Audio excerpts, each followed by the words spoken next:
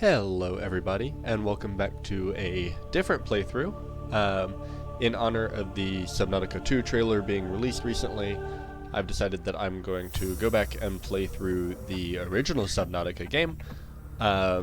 It's a game that I've played all the way through a couple times now, and so this playthrough will kind of be focused on taking it slow, not really jumping ahead, not going to any areas before the game kind of prompts me to go there, and then obviously later in the game doing some exploring and whatnot. Just trying not to rush through it, trying to get you know most of the story, most of the scannable objects for anyone who's played Subnautica and already kind of knows what's about to happen.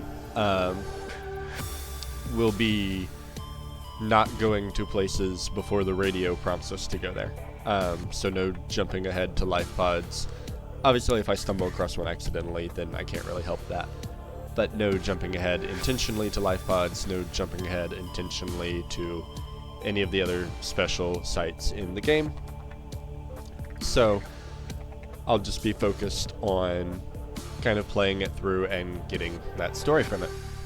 So I'm gonna start a new game here, start a survival game, just your basic, regular Subnautica playthrough. So let's go ahead and get started with that.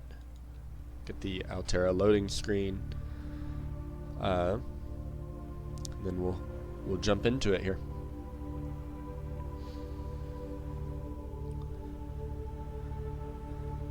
The opening sequence of this is always incredible, so obviously when the game is talking or playing a clip, then I'll probably try to stay silent so that I'm not talking over it.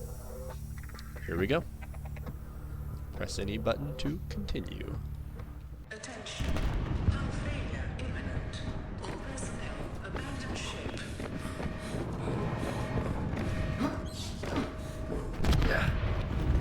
Launch in 3, 2, 1.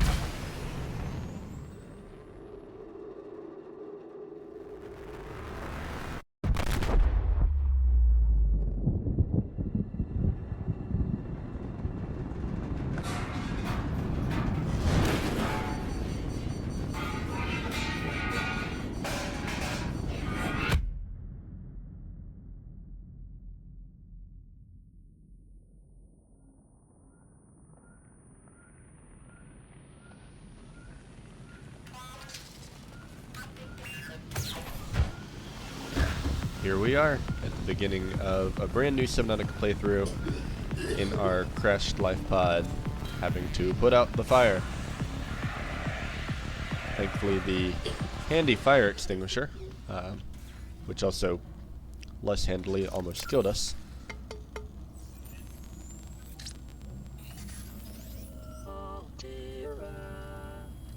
You have suffered minor head trauma.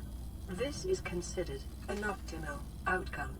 This PDA has now rebooted in emergency mode with one directive: to keep you alive on an alien world. Please refer to the databank for detailed survival advice. Good luck.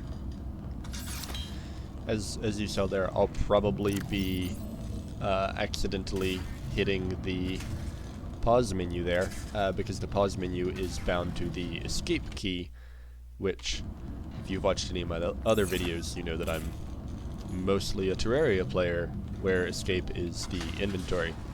So I do that a lot whenever I play Subnautica. I haven't rebound the key, I don't know why. I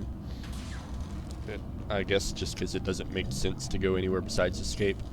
But I try to open my inventory and I keep hitting escape instead of... It's actually a mouse button that I have my inventory bound to, which comes in handy if I remember to use it. Alright, top or bottom? For a brand new playthrough, we gotta go up top. This view is always... And the music is always so wild. Hull failure. Cause unknown. There she is, the Aurora. Detected. Crashed in the middle of an infinite ocean. And there's some coral. I think that's coral. Alright. Well, first things first. Obviously we need to get a repair tool, a scanner, and a... Let's see, in the first day, I'm going to try to be a little ambitious. I'm going to try to get a scanner, a repair tool, a survival knife, and a flashlight if I can. Well, we went up. We might as well go down this time. Exit, escape pod. Here we go.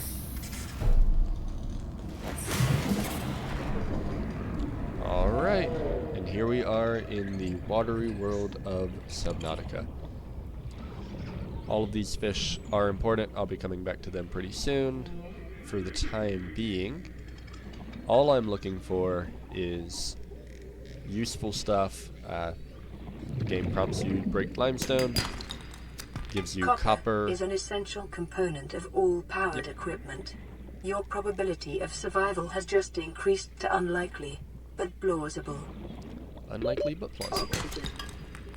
And then titanium as well.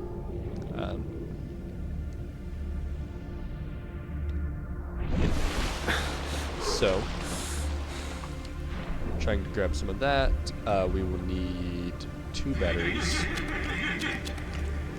I do have a bit of an advantage just in that I know a lot of these recipes. But hopefully that's not like... It just means that I'm a little bit faster than having to figure out how to craft all this stuff. Look for more limestone, because we're going to need a bunch of it. Some copper. Oop. We do actually want that little guy. Although, we don't want that to happen. But that is how we get the cave sulfur, which is extremely important. Oh, come on. Sulfur deposits in the local cave systems. Sulfur is an essential component of the repair tool. Did he come after me, or did he just pop out? So as you can tell, they make a very distinctive noise whenever they... Yep, come on. Alright. And that is 2 hits already from those guys. But that does mean that we got sulfur pretty quick, so I can't complain about that. Some quartz for the glass. So we need... What else do we need? We need 1 more piece of titanium. And then we need to go to the kelp, which should be, yeah, right over there. Pretty much surrounding this entire biome is these kelp forests. Oxygen. So that we can get the... Oh, what is that stuff called again? There's rolls for the knife and the repair tool. They come from these berries right here. Vine seed cluster. Ooh, wasn't expecting him to be there. And there's our last piece of titanium. Obviously getting these basic tools, if you're familiar with the game, takes like no time at all. Life on this planet grows in unusually distinct and diverse ecological biomes. Further study recommended. Grab some of these fish pretty soon, but I'll wait till nighttime to do that. And I will show you why I'm waiting until nighttime to do that as soon as it becomes nighttime. So, craft this glass, craft the silicone rubber, that's what it was. Craft some silicone, craft 2 batteries. That should have enough for. New blueprint acquired. I could actually make that power cell, but we don't need it currently. So we want the survival knife. Weapons were removed from standard survival blueprints following the massacre on Abraxas Prime. The knife remains the only exception. So we have our survival knife, we have a scanner. The scanner can be used to synthesize blueprints from salvage technology and to record alien biological data. Of course, our PDA is going to announce every single one of these for the first time that I craft it. So the repair tool.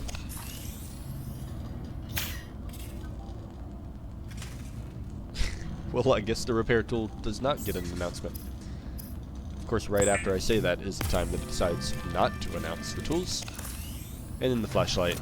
Flashlight is a flashlight, so it doesn't get an announcement either. Alright, so we can use our repair tool here to repair up these wires. LifePod secondary systems online. Running full environment diagnostic and outputting there we results go. to databank. Never noticed that these actually have names attached to them. And then we will repair our radio, which will get us started on first message. Radio online. Broadcasting emergency distress signal. This is Aurora. Distress signal received. Rescue operation will be dispatched to your location in 9 hours. Continue to monitor for emergency transmissions from other life pods. That is a whole lot of hours. So essentially, we're on our own. I'll take this water and a nutrient block, because we already need to get back our thirst and hunger. And then we go back down, where it is slowly starting to become dark. So if I grab my scanner here and scan one of these fish, which is a bit of a task to do, we can pop back up to the surface so that I can breathe. Because opening your inventory does not pause in this game. I found that out the hard way a number of times. Our new power cell recipe there. These are all of our voice logs, so we won't really need to go through here because we'll have already heard them. And then finally our databank. So we've got our planetary scan here. 4546b environment scan. Category 3 ocean planet, oxygen, nitrogen atmosphere, extensive biodiversity. Safety warnings, it may support Leviathan class predators. The water is contaminated with high levels of foreign bacteria, and the planet is beyond Federation space, therefore rescue is unlikely. It is not recommended to explore this environment without hazardous material suits and extensive support apparatus. We don't have any of those things, so this should be fun. And then here in our indigenous life forms, we can see the fish that we just scanned. Boomerang, a herbivore encountered in large numbers, found to frequent shallow waters and move in schools. Has serrated teeth for adaptation, suggests adaptation for grinding corals other herbivores are unable to digest, and it has twin fins. Unusually, this species' two fins are a cartilaginous extension of its skeleton. They are less prone to damage and provide superior propulsion, but are also harder to grow back. These bright blue tips are in fact the ends of its digestive tract, where the luminescence of the corals it consumes is most focused. And then right here is the important part. Most active during daylight hours and prone to flee on approach. The boomerang can more easily be observed at night when its luminescence gives it away and it seeks the shelter of the seabed. Assessment edible. So, if I went through and scanned, which I'm not going to do right now, although I do kind of want to get 100% playthrough run at some point. I don't know if that'll be this run or later on. But if I went through and scanned all of these fish, you'd find that that's true for most of them. They're slower at night. May have unexpected applications. Utilizing alien resources is a proven survival strategy. So, what that means is that during the day, these guys would be fast, and they'd outrun me easily. It's really hard to catch them during the day. I played multiple runs through this entire game before I realized that fish are slower at night because they're not nocturnal. They're whatever the opposite of nocturnal is. So as you can see, they still try to swim away, but they're significantly slower. I'm able to pick them up pretty easily without too much trouble. And so what I'm doing here is just going by grabbing these bladderfish. I should actually try to scan one if I'm gonna be collecting them.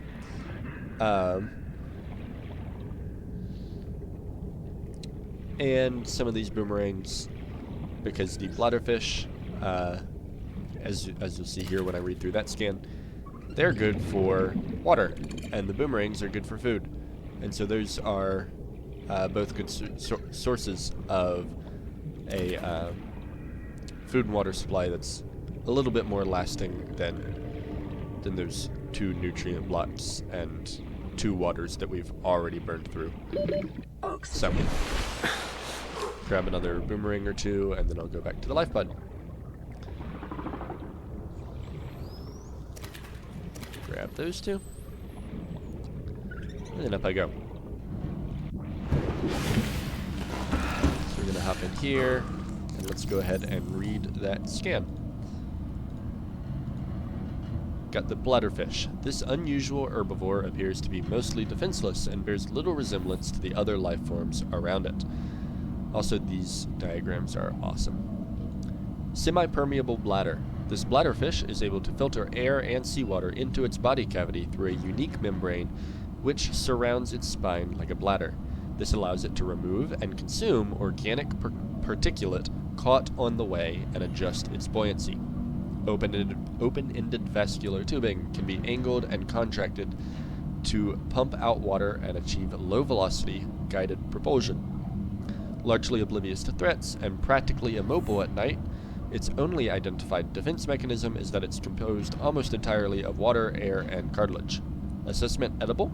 Oxygen may be retrieved from the bladder and added to tanks on consumption. Detecting increased local radiation levels. Trend is consistent with damage to the Aurora's drive core, sustained during planet fall. And there we have it, radiation leaking from the drive core of the Aurora. That will become important shortly. And then the last line here was membrane has applications as a natural water filter. So, obviously we're not short on water, but it is an ocean. We're short on drinkable water. So that's why these things don't necessarily give you water per se. They give you filtered water. They give you a filter for water. So that's why they're useful. And then flipping through this real quick, I'm not going to read all of this. This is the equipment that we start out with unlocked. So we have air pumps, can be used to pipe breathable air to a remote location. And feel free to pause on any of these slides. I'll make sure that I scroll all the way through them so that you can read them if you want. I'm just not going to read word for word all the way through them. So we've got air pumps, we've got our handheld scanner, which is one of our most important tools. It's what we use to add new blueprints and analyze all the entities that we encounter. And so obviously you can see there's a whole lot of stuff going on here. Highlights, we get blueprints, we get organism analysis, medical analysis, and a self-scan feature. Then we have the repair tool. The repair tool can be targeted at any common device to stitch wires and seams back together at the atomic level. So basically repair pretty much anything that's damaged. In our habitat installations, we have the aquarium, which is our small aquarium. We have, right? Yeah. This is the regular aquarium. We have the fabricator, which is this thing on the wall here that we can use to craft stuff, and we have the habitat builder, a tool that allows us to build bases. For power, we only have the solar panel, so solar power. That's about it. For vehicles, we have the mobile vehicle bay and the Sea Glide. I don't know why these blueprints are in here. We haven't unlocked either of them yet. Both of these are things that we have to go find and scan for. But hey, they're in there nonetheless. Geological data, I read this. It's the 4546B environment scan. We only have the 2 life forms so far. And then for the survival package, we have a bunch of really interesting information. We have an informational thing about the life pod here. Just kind of saying what's in the life pod. We've got our basic all-environment protection suit, the AP suit, and that's the one that we currently have on. We have the Aurora ship status. Why we have a status thing, I don't know. This one has never made sense to me, but we do. I will read through part of this one. So the Aurora ship status, it's a long-range capital ship. Its mission was, supposedly, phase gate installation for a 3-year operation time. And then for its crew, it had 23 on its command team, 85 on its engineering team, 40 support crew, and 9 passengers. We're about to hear from some of them, so we learn more about that. Status, it sustained heavy damage from an unknown cause in orbit of planet 4546b. We're not sure of the evacuation data. Some engineering and habitation information there. Start here. This is just a PDA info thing. Survival checklist. Administer first aid if required. Check. Take inventory of available materials and supplies and decide on rations. Also check. Survey the environment for threats and resources. Half check. Construct necessary survival equipment using the life pod's fabricator. Check. Check life pod for damage and repair as necessary. Check. Broadcast local distress signal using life pod's short-range radio. Check. Locate other survivors using line of sight or the radio. In progress. Find or construct a more permanent habitat. Will be in progress. Maintain physical and psychological health until rescue. Who knows? NB, this information is meant as a general guide. In the first instance, you should always follow the advice of your PDA, which has taken your particular circumstances into account. And then warning, I cannot talk today. Blueprint database corrupted. Damage to your PDA's hard drive has corrupted approximately 80% of stored survival blueprints. Great! Blueprints may be reacquired by scanning a salvage technology using the handheld scanner, or by downloading plans from a shipboard databox. In the circumstance, these assets will most likely be found amongst wreckage from the Aurora. So, these are the 2 other voice logs that we got while we were doing that. And then a whole bunch of bladderfish and boomerang, which is going to be very useful. But, first and foremost, we have a radio message. So let's hear what this message has to say. Receiving pre-recorded distress call, laying back. This is LifePod 3, uploading our coordinates. We're plugging some holes in our emergency sea glide, so if we're late for the rendezvous, don't panic. Also, don't go home without us. Seriously. 3 out. Signal location uploaded to PDA. Alright, well, that is our first life pod, and we kind of don't have much else to do. So, let's jump over there and see if we can go check on our friends, and see if we can give them a helping hand. So their sea glide was damaged. Our sea glide is one of those things that I said we have the blueprint for, even though we don't have the blueprint for it because we still have to scan for it.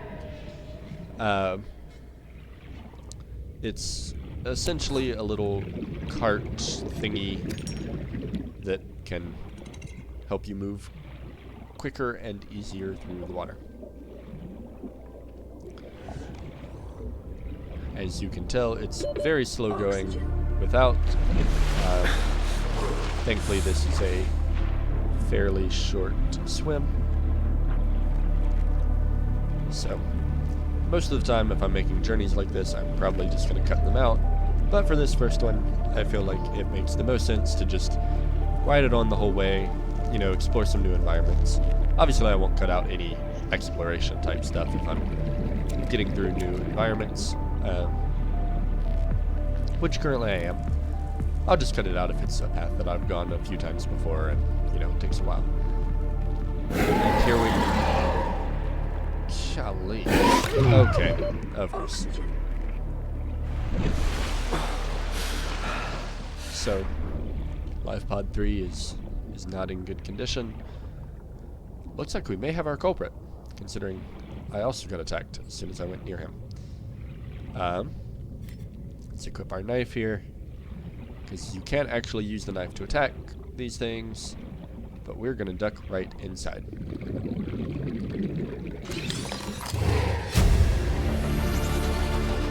New blueprint acquired. We've got that compass, and then we have an abandoned PDA. Integrating new PDA data. Oxygen.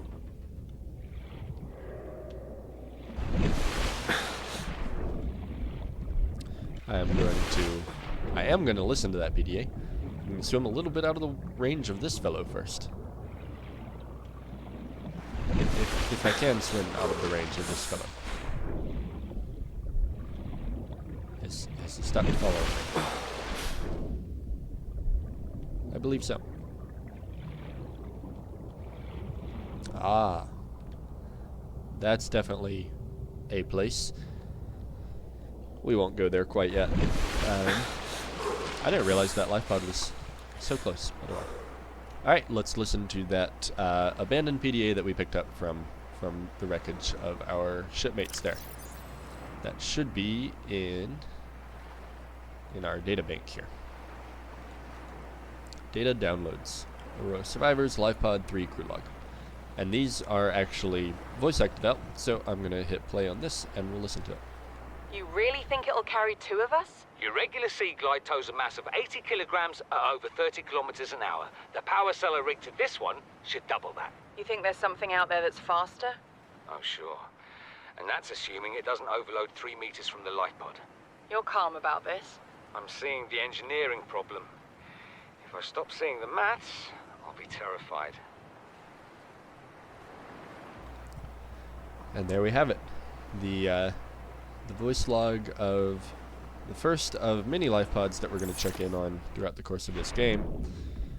This one, trying to repair their Sea Glide, unfortunately rigged up a power cell that didn't work with the Sea Glide that they were trying to use. And as the wreckage tells a bit of a story here, unfortunately, explode 3 meters from the life pod is exactly what it did. So there it is laying right there. You can scan that. That gives one of the fragments. I don't know if the second fragment is around here or not. Oxygen. So I am going to, on the way back, grab enough stuff for fins and a standard oxygen tank, because this whole freediving thing is nasty work. Detecting Let me tell you increased that. foreign bacterial levels in the water. What I am Performing going a to do self-scan is advised. is try to scan you without dying. Come on.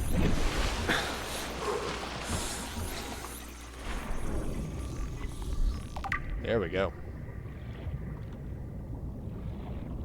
Nice. So that's that scan complete. And back towards the ship we go. We can check these along the way, because they have fragments in them, such as this, a mobile vehicle-based fragment, which is extremely useful. Also scan the metal salvage. I think we all know what metal salvage is, but scan it nonetheless. Oxygen. There's another one of those little fragment boxes. They don't always have fragments in them, but this one has the second Sea Glide fragment. Which means that we are now able to scavenge for parts to create our Sea Glide, which is a battery, some lubricant, copper wire, and some titanium. We should be good on the titanium. Pretty sure we've used all of our copper, so I will look again for some of those,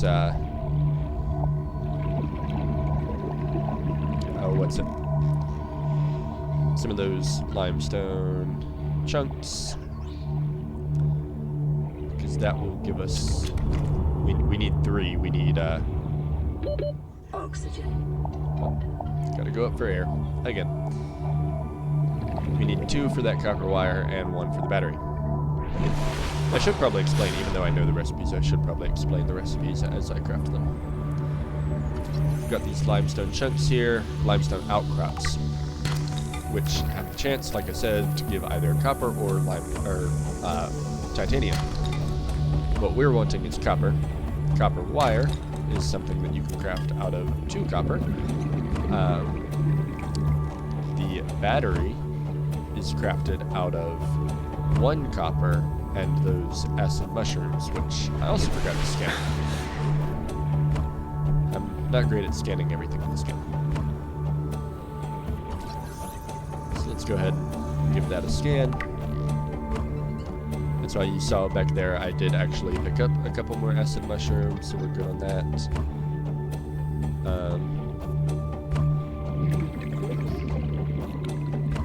I just need some more limestone because I need 1 more piece of copper.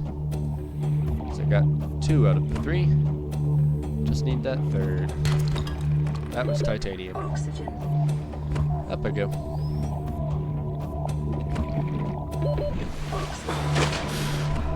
Alright. Just long enough to catch my breath, and then I'm back down.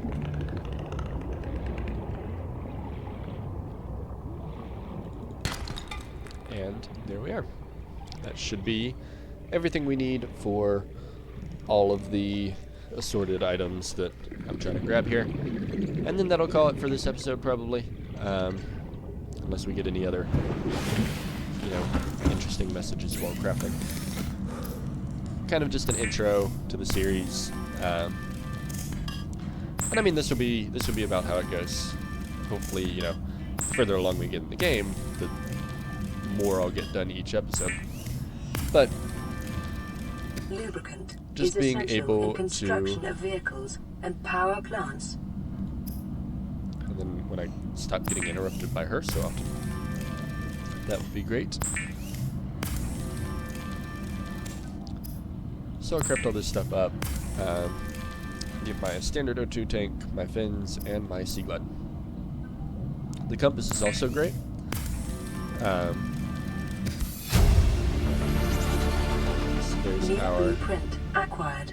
standard O2 tank that unlocked the high capacity O2 tank, which is also a really easy recipe to get. I'll probably try to get it pretty quick. The And then fabricator fins. draws from available data to provide environment-appropriate equipment using locally available materials. For your safety, this setting cannot be overridden. So our fins help us swim a little bit faster, and then finally the sea glide to help us swim a lot faster. The Sea Glide will increase your effective exploration range. For your safety, please pack supplies for long journeys and stay within 5 kilometers of the nearest life pod or habitat. I still think it's really cool how detailed these other planets are. Like, it's just such an unnecessary detail. It genuinely has no bearing on the game, but it's awesome. And there's something else that happens with the planets that I'm not going to spoil for those who have not played this game before, but also is so unnecessary, but incredible. And there we have it. I'm going to go ahead and resort my inventory out here a bit. We want our sea glide, we want our scanner, survival knife, flashlight, and repair tool. In preferably that order. That's how it works for me. We've got some salt, titanium, cave sulfur, bunch of boomerangs, bunch of bladderfish. And then we have our O2 tank, which took our oxygen from, from 45 up to 75. And our fins that enhance our swim speed by approximately 15%. Pretty good, if I do say so myself. So if we hop back in the water here, see we're a little bit faster. Not super noticeable, but a little bit. But then what is noticeable Just popping out our Sea Glide here. You can see that we are moving significantly faster than we were previously. So, that's a door. And a beacon. I actually want to scan that. Get one of our beacon fragments going here. So, this Sea Glide has made us a lot faster. Pretty good upgrades, if I do say so myself. Being able to breathe underwater longer. Very useful when everything is underwater. And a new radio message. So let's listen to that before we call it quits. Land re-recorded. Distress call. This is Ozzy from the cafeteria. What the hell, guys? They didn't warn us this might happen. Our pod was almost crushed by this Seamoth Bay on the way down. Now we're hanging on the edge of a cave system, and this grim-looking snake thing's trying to eat through the hull. Come get us already. Signal location uploaded to PDA. Seek fluid intake. Alright, well, Ozzy has got to be my favorite character in this thing. He's hilarious. So I'm gonna get myself some water here. And we will go check on our friend Ozzy in the next episode and see what he is up to. And if he got away from that grim-looking snake thing. Vital signs stabilizing. Vital signs stabilizing. But for now, that'll do it. Stranded near a cave system and under attack. That is life pod 17. 17 out of, I don't know how many there are. What number are we? 5. We are life pod 5. So, we'll go check on them in the next episode, and until then, have a wonderful day. Bye-bye.